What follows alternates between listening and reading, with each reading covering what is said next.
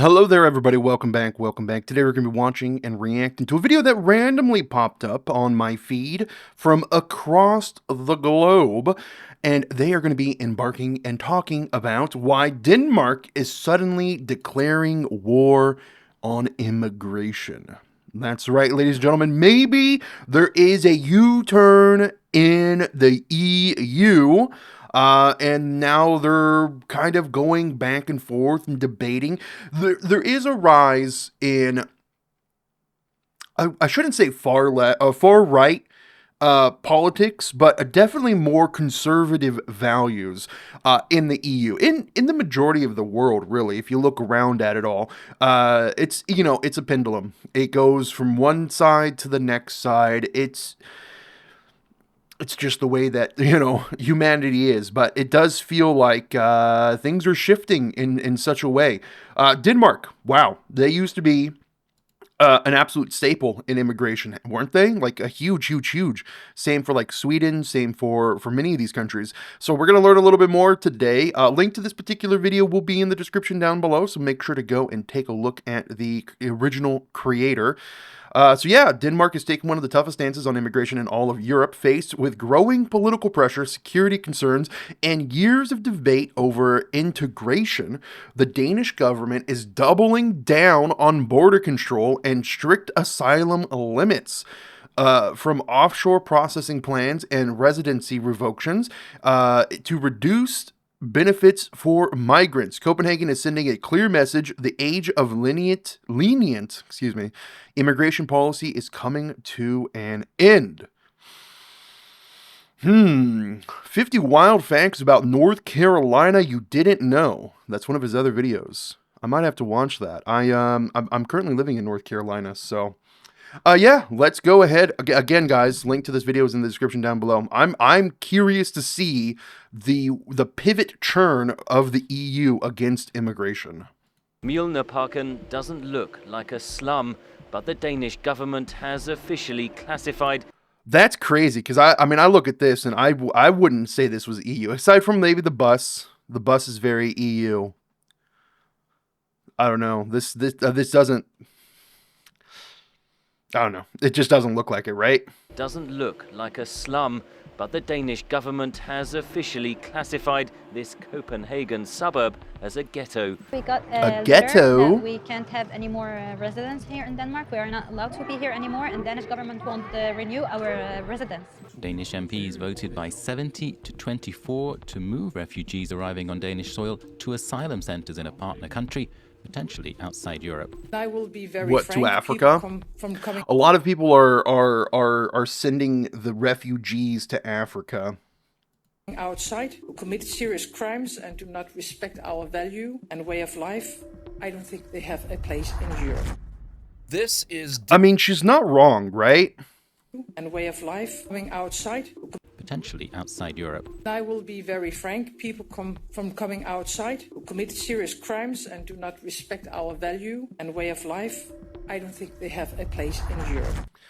So when you're moving somewhere, you're expected to take on the culture, to take on the values of that particular area.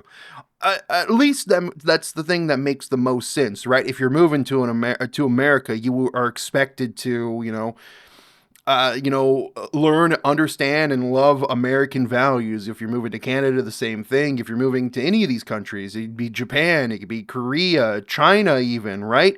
If you're moving to any of these countries, I think it's an expectation and should be a requirement to take on the values of the country you're going to. This is Denmark, a country of just over 6 million people. For decades, 6 million. Wow. Very small. It's been famous for being one of the happiest places on earth. Universal healthcare, free education, a society built on trust and equality. But recently, something changed. In 2021, Denmark's prime minister stood in front of parliament and said something that shocked the world. We can't promise zero asylum seekers, but we can set that vision and do what we can to implement it. Not fewer refugees, not stricter limits, zero asylum seekers, period. They've recently banned like hijabs and stuff, right? Or was that Sweden? Well, there's been a few European countries that have banned like hijabs or whatever they're called. Sometimes they're called with like like a hijab or something. I'm not sure. And she meant it. Denmark passed a law to ship asylum seekers to Rwanda, 6,000 kilometers away, so they'd never even set foot on Danish soil. They started seizing jewelry and cash from refugees at the border. They're demolishing entire neighborhoods to break up immigrant communities. They're forcing 1-year-old children in immigrant areas to attend mandatory daycare for 25 hours a week to learn Danish values. Or their families lose welfare benefits. This isn't some far-right fringe party. This is the center-left Social Democrats, the party of the working class. The political parties, it doesn't matter if you're left, it doesn't matter if you're right. Unless you're on the super far fringes, they're basically all the same. The party that built Denmark's famous welfare state. And the Danish people, most of them love it. The Prime Minister's approval ratings hit record highs. So what happened? How did one of the world's most liberal countries become a fortress? Today, on Across the Globe, we're diving into the real story behind Denmark's war on immigration, the refugee surge that changed everything, the integration crisis that nobody wanted to talk about, and the shocking policies that have turned Denmark into a model for hardliners across the West. Well, I mean, it's unfortunate, but you know, you have these refugees that come here, you have the asylum seekers that go there, and they don't plan on changing, right? They still follow the values of the country they come from, which is, you know, it's understandable. You know, if they're tied to it, you know, they like that country or whatever. But it's like if you're going to someone's house, you're not going to act like you're in your house in their house. Their house is going to have different rules. Like, you could be a slob in your house, but your friend here that you're going to hang out with, you know, they have, you know, they have a pristine house that, you know, they clean constantly. They don't want you coming in and becoming a slob and making a mess. That's just to be expected. To put it bluntly, this is a story of a country going from open arms to closed borders. So let's trace back, because Denmark wasn't always like this. For most of its modern history, Denmark prided itself on humanitarian values. It was one of the first countries to sign the 1951 Refugee Convention, joining the likes of Australia, Belgium, and Germany. Like many European nations rebuilding after World War II, Denmark actively recruited guest workers in the 1960s and 70s, bringing in laborers from Turkey, Pakistan, and Yugoslavia to fill critical labor shortages. The assumption was simple. They'd work, earn money, and return home. But many didn't. They stayed, brought their families, and built lives in Denmark. Then, in 1983, Denmark passed one of the most generous immigration laws in Europe, giving asylum seekers strong protections and a real path to citizenship. So yes, for decades, Denmark quietly accepted UN quota refugees and welcomed diversity. And then this is what I basically knew about it. It's only been until very, very recently where these European countries are starting to shift away from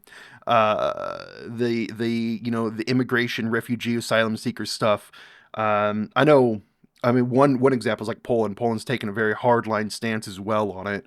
Back in 1980, immigrants made up just 2.6% of Denmark's population. By 2025, that number had jumped to 12.6%, with another 3.7% being Danes born to immigrant parents. Nearly all of Denmark's population growth since 1980 has come from immigration. But here's the thing. This wasn't a gradual change that people got used to. It was a sudden shock that changed everything. We're one of Europe's smallest countries.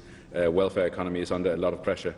So we simply have to reduce the amount of people who travel up through Europe to specifically apply for asylum in Denmark. The turning point came in 2015, the European migration crisis. Over 1 million asylum seekers flooded into Europe that year, fleeing wars in Syria, Afghanistan, and Iraq. Denmark, a country of around 6,010,000, received 21,316 asylum applications in 2015 alone. To put that in perspective, Denmark received just 3,500 asylum applications in 2012, a six-fold increase in 3 years. That's the most in the country's entire history. And the problem was, Denmark wasn't prepared. The system was truly overwhelmed. Small towns suddenly had refugee centers pop up overnight. The government quietly allowed thousands of migrants to transit through to Sweden, which had more generous policies at the time. Yeah, they're like, sure, come here. Oh, also, that door over there is open. Go to that country instead. Yeah. That happened quite a bit. A lot of these asylum seekers, like you said, they go to Sweden, they go to like the UK, right? They try to get in through Spain to go to France, then to go to the UK. That's a very, very prominent thing, or to like Ireland and stuff. But the ones who stayed, many came with limited education and no Danish language skills. Unlike the structured guest worker program in the past, there was no integration plan at this scale. They created a problem Denmark didn't know how to solve. Yeah, and then when you get issues like this where these people come in, they tend to stay with themselves in groups, and then those groups tend to grow very large and very quickly. So now you have entire pockets within, your city that, it almost feels like it's a completely different country because no one there speaks, the language of the nation. No one, they don't, really communicate or talk with other people that were living there prior. So it feels again, it goes back to, if you're coming to the nation, you should try to seek and learn and to integrate, to get their values, to learn their language. That should be the baseline for everything, and if you can't do that, you should probably leave. By 2016, Denmark had reinstated border controls. They slashed refugee benefits. And then they did something extraordinary. They placed ads in Lebanese newspapers announcing they'd cut welfare for asylum seekers by 50%. Wow. The message was blunt. Don't come here. You won't find paradise. The doors were closing. It's kind of crazy that they were, all the refugees were getting welfare. But again, they went to the country. They don't know the language. If you don't know the language, you're not going to get jobs. If they're not educated, they're not going to get jobs. So yeah, they go there and they live on welfare. No, I'm not saying that's not every, refugee, not every asylum seeker, not every single one of these people, but it is a good portion of these people. Fast. But why? Why did a country known for generosity and openness suddenly turn so hostile? The truth is, Denmark had been struggling with immigration for years. They just hadn't been talking about it publicly. And when they finally did, the statistics were shocking. Denmark had accepted immigrants, mostly from the Middle East, North Africa, and Somalia, for decades. But integration wasn't working. Ethnic enclaves formed in Danish cities. Communities where Danish wasn't the main language. Where unemployment was high, education levels were low, and crime was a growing problem. The government started calling these areas ghettos. Not as an insult, but an official designation. If a neighborhood had more than 50% non-Western immigrants and scored poorly on employment, education, and crime, it got labeled a ghetto. By 2018, Danish politicians were openly saying these immigrant-heavy districts were a threat to national unity. The government plan was titled A Denmark Without Parallel Societies, No Ghettos by 2030, explicitly framing these neighborhoods as threats to social cohesion and the welfare state. Prime Minister at the time. Yeah, they should make it, he said earlier on, it should be a priority. If you're going to be on welfare, you should have mandatory schoolings. You should have, so where you can get an education, so you can eventually get off welfare. They should be a plan to get off welfare. And for you to have, integration, learn the values, learn the culture, learn the customs, get an education, maybe even have like a trackway directly to some sort of the job market of some sort. I don't know what the job market looks like there, obviously, but maybe there should be a system set up for that for these people. But maybe also allow regular citizens to have that access as well. Like, you shouldn't just have it be, you don't want it to be unbalanced. You kind of want to be unbiased. I don't know. But then you're looking at that's very socialist. That's super socialist at that point, right? that's like edging onto communism. Time, Lars Løkke Rasmussen stated in his 2018 New Year's speech that ghettos could reach out their tentacles onto the streets by spreading violence, and that cracks have appeared on the map of Denmark. And the numbers backed up what he was saying. Immigrants made up about 14% of Denmark's population, but they accounted for 29% of violent crime convictions. That's more than double their share of the population. Then there was the cost. In 2018, Denmark's Ministry of Finance released a bombshell report. Immigrants from non-Western countries and their children cost Denmark a net 31 billion kroner. That's about 4.2 billion euros in a single year. Wow, that's quite a bit. Taxpayers were stunned. A relatively small immigrant population was creating a massive drain on the welfare state they'd spent generations building. But nothing made immigration feel more personal than housing. Denmark already had one of the most expensive housing markets in Europe. Prices were skyrocketing. Yep. The regular citizens, you know, they struggle to find a house, they struggle to find a home, and then you have the refugees that are just given a house, right? It's a problem everywhere. Young Danes couldn't afford to buy homes. Renters were being squeezed out of cities. And then in 2025, a groundbreaking study came out. It found that over 60% of Denmark's house price boom since 1999 could be directly attributed to immigration-driven population growth. Think about that. More than half of the housing crisis blamed on immigration. I mean, you kick the refugees out, the housing prices plummet, then everyone could buy a house. Yay! But you're gonna have greedy, you know, corporate realtors and real estate agencies and whatnot that'll keep the prices. They don't want to go lower on those prices. They want to keep those prices high. The study showed that in areas where the immigrant population grew by just 1% over 5 years, home prices jumped 11% and rents rose 6%. Native Danes started moving out of immigrant-heavy neighborhoods, what researchers called white flight, which only spread the housing crunch to other areas. People were furious.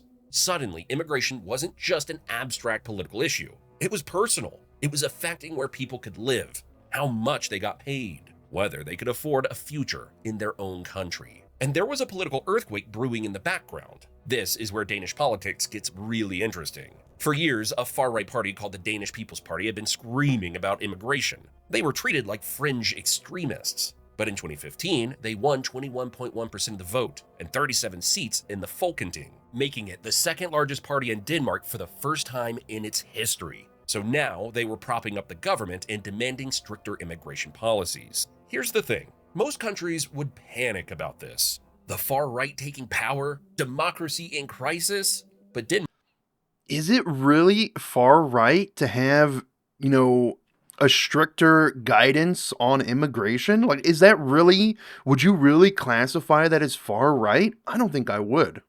Denmark did something different. The mainstream parties, including the center-left Social Democrats, looked at those election results and made a calculation. If we don't take this issue seriously, we'll lose everything. So they stole the far right's platform. Mette Frederiksen, the Social Democratic leader, had once criticized Denmark's immigration laws as the toughest in Europe. But by 2019, he was campaigning on a promise to stop immigration from non-Western countries entirely. And it worked. She won. Her approval rating soared. And the far-right Danish People's Party, their vote share collapsed. Because why vote for the far right when the mainstream left is already doing what you want? Today, there's a rare cross-party consensus in Denmark. Both left and right agree. Minimize refugee intake, enforce strict integration, preserve Danish culture. It's not even controversial anymore. So what did Denmark actually do? How far did they go? A Danish minister is defending plans to strip migrants of cash and valuables to pay for their keep. Let's quickly run through some of the most shocking policies to paint a better picture.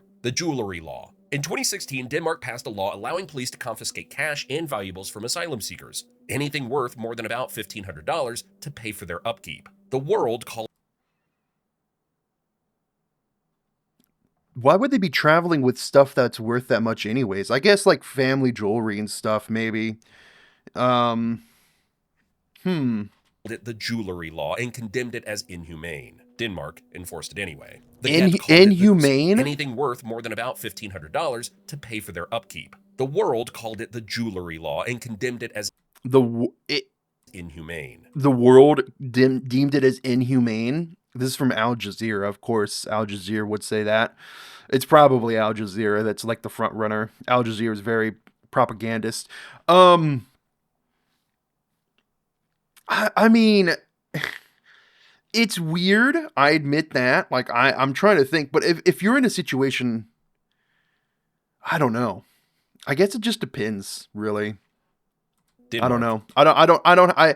I would need to know a little bit more. Enforced it anyway. The ghetto package. In 2018, Denmark designated certain immigrant neighborhoods as official ghettos and created special rules. Immigrants living in these areas face double punishments for crimes. And here's the wildest part. Children as young as 1 year old are required to attend 25 hours per week of mandatory daycare to learn Danish values.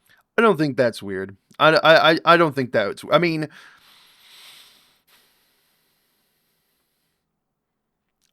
I think that might actually be a decent idea. Again, he's probably like labeling it as a bad thing, but it's a community thing. It's probably a community thing. If they get the whole community together, both these people and the non-immigrants together, and they share in the cultural value, that uplifts the entire country. But then I guess you can look at that from the outside and say, oh, well, that's indoctrination. But I don't know. It's a tricky little subject, honestly. It really is. Christmas, democracy, gender equality. If parents refuse, they lose welfare benefits. The government is literally forcing toddlers into state-run cultural training. This policy was so extreme that Denmark was hauled before the EU Court of Justice on charges of racial discrimination. Denmark's response? They defended it anyway. To them, breaking up these neighborhoods and forcing integration wasn't discrimination. It was necessary. It is kind of a necessity. You don't want these pockets inside of your own country that aren't even your country. It's not like they're saying, hey, we hate all you guys. It's like they are literally trying to bring them into into becoming Danish. They want these people to be Danish. To preserve Danish society, revoking Syrian refugees. In 2020, Denmark started revoking residence permits for Syrian refugees, claiming parts of Syria were now safe to return to. Hundreds of Syrians who'd lived in Denmark for years, learned the language, got jobs. They were told to go back or stay in deportation camps. Denmark. Now that's a bit extreme.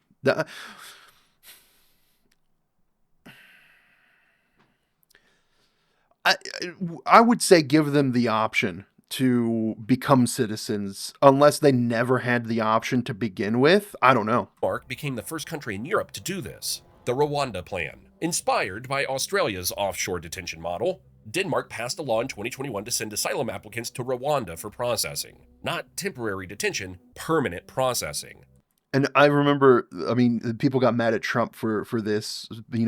He's trying to send all the illegal aliens to, different Latin American countries, even some, he tried to set up a deal to send them to Africa as well. But hey, Denmark did it. The idea is that no asylum seeker ever sets foot in Denmark. Ever. The plan passed Parliament 70-24. It's not some fringe idea, it's mainstream policy. Banning Islamic practices. Denmark banned full-face veils in public in 2018. They've proposed banning the call to prayer. They've cracked down on foreign imams. All in the name of preserving Danish values. Again, also, this is a bit contentious. I think everybody should have the right to religion, and I think every religion needs to be equal. The issue, I guess one would say, with Islam is their calls to prayer are very, I guess, intrusive is the right word to people that aren't Islamic. Their mosques, they blare their prayers on the speakers for 5 or 6 times a day. The call to prayer, they get out in wide open areas, so they inhibit like flow and traffic and stuff like that. That's the only downside to it, right? It's like it's very, very intrusive. But then if you're trying to ban these, would that come off as like you're going specifically after Islam? Or you trying to keep, every religion, like, hey, don't ring any church bells. That's one thing that always gets brought up, when people are defending like these Islamic, prayers, 5 times a day and chanting on speakers. Like, oh, well, you got church bells, for Christian church bells. But I mean, how often do church bells ring? I don't know. I'm not Christian, so I really don't know. Like a couple times a week, maybe? I don't know, man. I don't know. It's a lot of I don't knows. This is interesting. I didn't know the extent at which Denmark has been pushing back. It's interesting to see. Each of these policies is extreme on its own. Together, they paint a clear picture.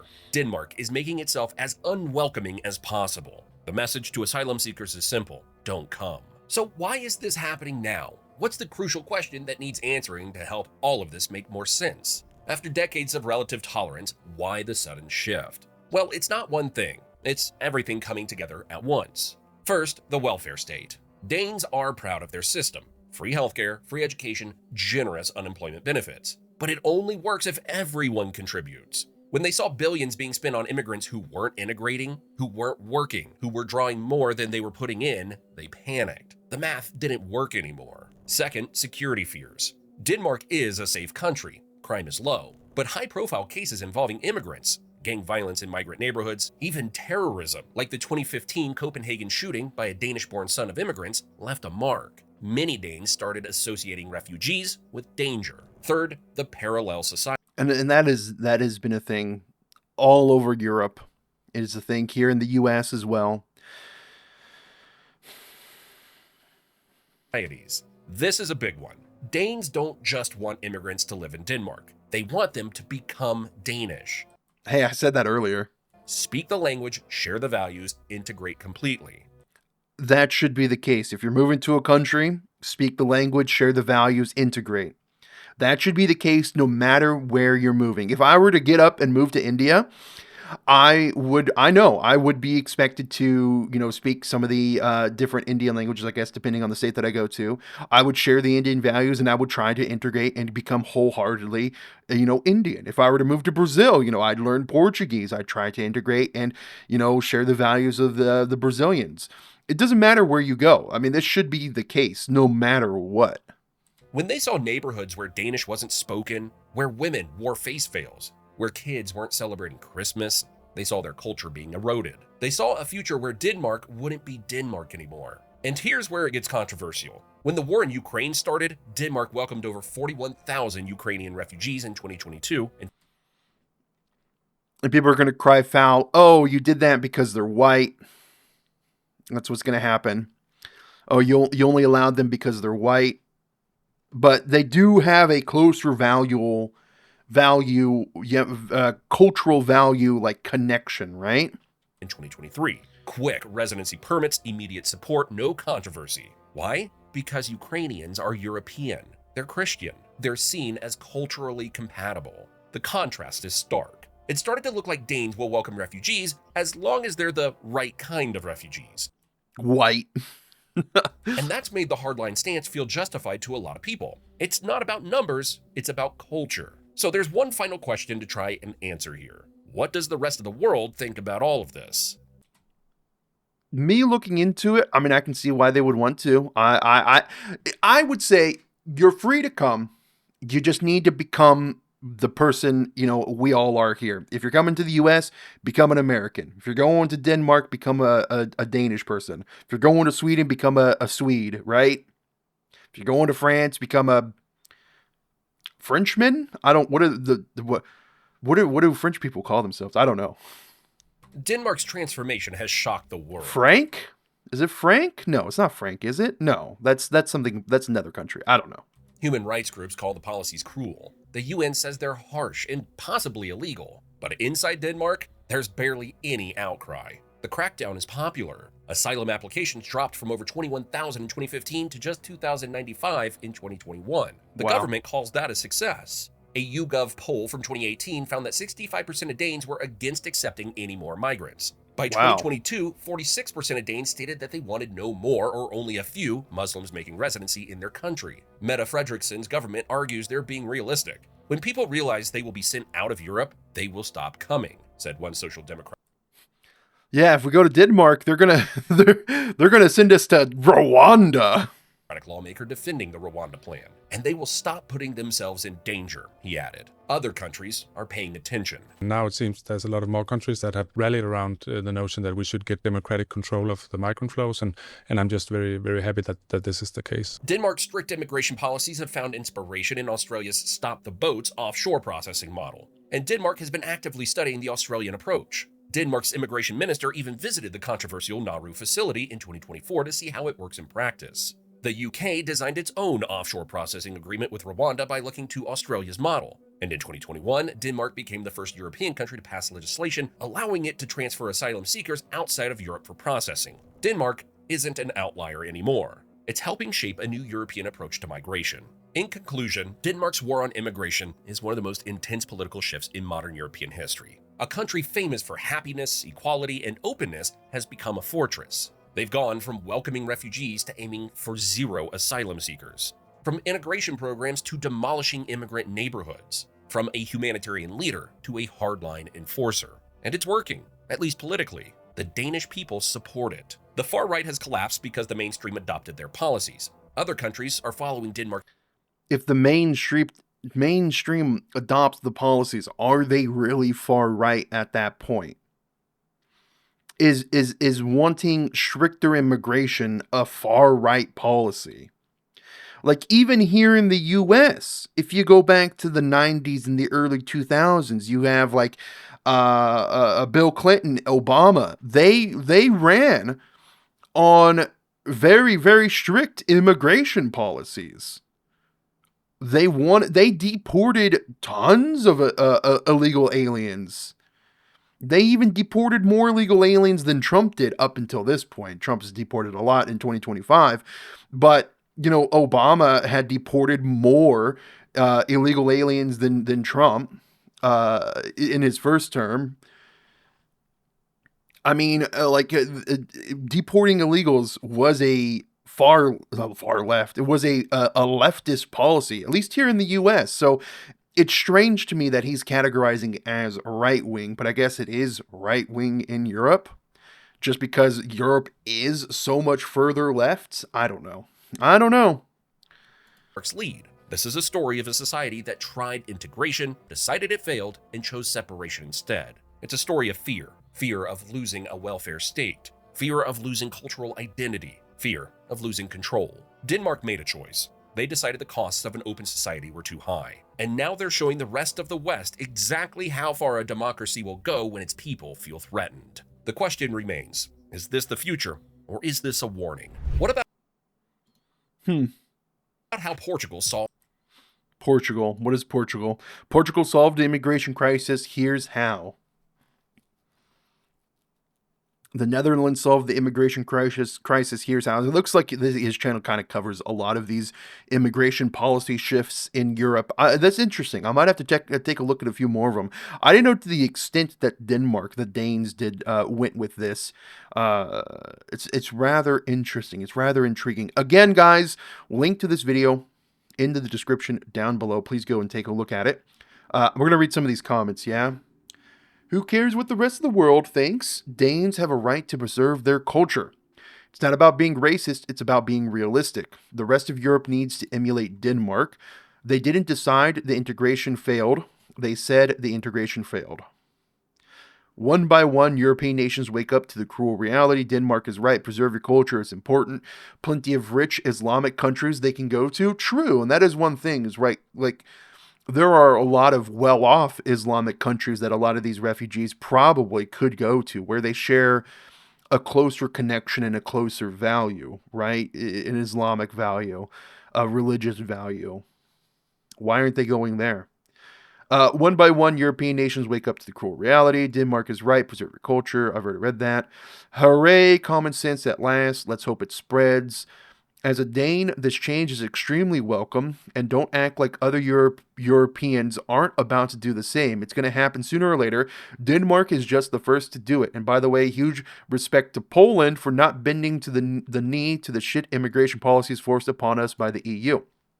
Yeah, a lot of European nations are heading into this direction, this remigration direction.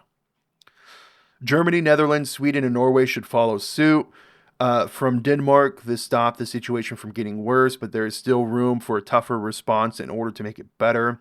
It's not a war on immigration, it is defense against the abject failure of multiculturalism and diversity. Wow. Dane here. I don't think we go far enough. I think many of us look up to our Polish brothers and how they handle the situation, but one thing everyone can be sure of, no Dane will roll over and give up their land, culture to foreigners who want to impose their own way of living and religion on their hosts. People have to remember that invasions can happen in more ways than others. More ways than with soldiers and tanks. We're not going to allow it. And that is kind of true. It is kind of true. Every person in every country should watch this. Bravo Danes for setting an example for the rest of Europe and beyond. Keep your culture. Europe for Europeans. Well done, Denmark, leading the way again. United we stand, divided we fall. Too many incompatible and opposite culture is going to divide you and eventually destroy your country. Good for Denmark for noticing the decay early. It's not a human right to come to Denmark and get welfare. Good for you, Denmark. This is, yeah. It's not a human right to go to another country and receive welfare and live off, the kindness of another country. It's not. Danes have the human right to go to Indonesia and establish the Dutch East Indies. I think you're confused. Grow up. Take the L and move on. Same in the UK, but Stromer won't listen. Bro, you can still delete this comment. It's just embarrassing. Ever read a book? The rest of the civilized world lives in 2025. Yeah, don't lay the sin of the father on the son, right? Like, this was a while ago. I'm not saying it's a good thing that, Dutch East Indies. I don't think colonialism is a good thing. I don't think it is at all. We need to be better with each other, but it's contentious, man. Very contentious. Europe has committed a mistake letting third world immigration in. The third world should be isolated. They're too unstable to meddle with the first and second world nations. Huh? They never asked to be colonized 50 years ago and cry now. Now cry. Huh? Entitled immigrants having terrible costing loads of money and... Oh, excuse me. God, I can't read. Entitled immigrants behaving terribly and costing loads of money, not really helping Denmark and the West. Kindness was taken as a weakness and abused. Good for Denmark. As a Swede, the Danes are so much more based than our people.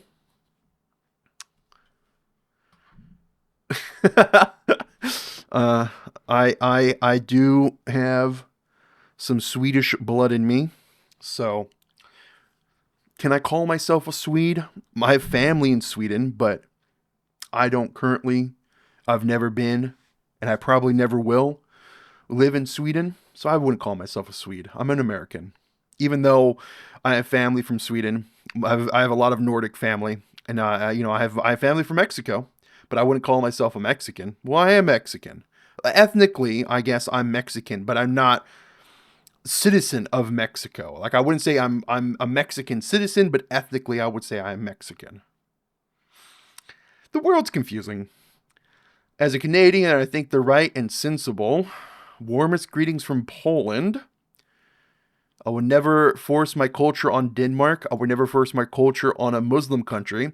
If I want to live my culture, I will stay in my country and live in my culture. Well, some of these people are trying to live in a better place through unfortunate circumstances. But again, then we go on to the point of, okay, well, why aren't the countries that are better off, that probably have more money than Denmark and are probably safer than Denmark and are more culturally tied to them, why aren't they letting these people in? Who knows? Never take for granted a Scandinavian hospitality. They'll just be as punctual. They'll be just as punctual and efficient showing you the door. I agree. We showed hospitality. We also tried urging and supporting integration for decades. They didn't want it.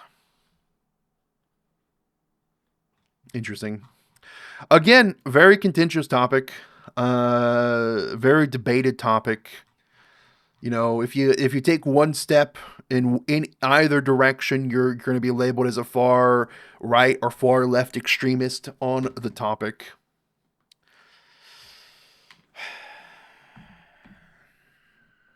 I don't know. It was a good video. I didn't know that much about Denmark. I didn't know much about these policies they've started to implement and whatnot.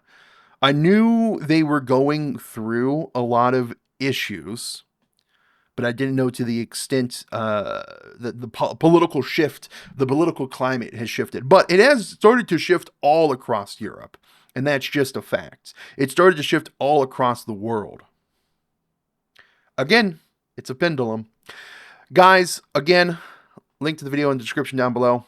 I'll catch you on the next one. Take care. Goodbye.